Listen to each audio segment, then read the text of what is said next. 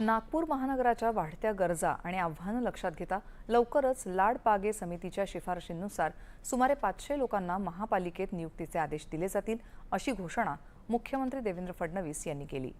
नागपूर महानगरपालिकेच्या सफाई कर्मचाऱ्यांसाठीच्या महर्षी सुदर्शन वाल्मिकी वसाहत आणि प्रधानमंत्री आवास योजना टप्पा 2 अंतर्गत स्वप्नपूर्ती सदनिका प्रकल्पांच्या भूमिपूजन समारंभात ते आज बोलत होते।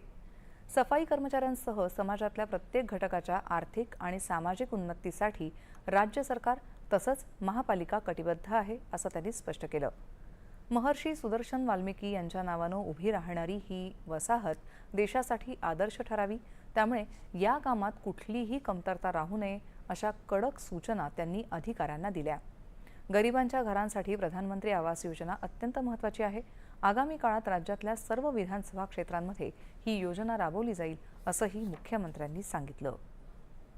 बहुत खुशी है, हमारी नागपुर महानगर पालिका ने उसमें अगुवाई की।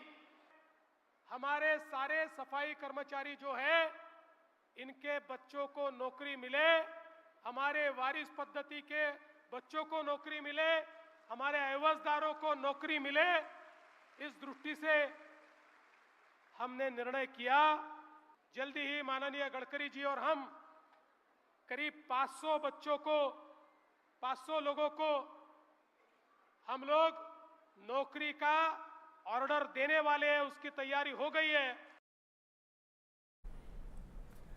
सुदर्शन वाल्मिकी समाजाचं जीवनमान उंचावण्याच्या दृष्टीनं महानगरपालिकेचा हा प्रकल्प अत्यंत स्तुत्य आहे, असं केंद्रीय मंत्री नितीन गडकरी यावेळी म्हणाले। या दोन्ही प्रकल्पांमुळे सुमारे 900 कुटुंबांना हक्काची घरं मिळणार आहेत। समाजानं आता आधुनिक काळाची गरज ओळखून आदरातिथ्य क्षेत्रात पदार्पण करावं आणि स्वतःच्या कंपन्या सुरू करून रोजगार निर्मिती करावी, असं आवाहन गडकरी यांनी केलं आहे। या कार्यक्रमाला महसूल मंत्री चंद्रशेखर बावनकुळे, वित्त राज्यमंत्री ॲडव्होकेट आशिष जयस्वाल यांच्यासह अनेक मान्यवर उपस्थित होते। राज्यात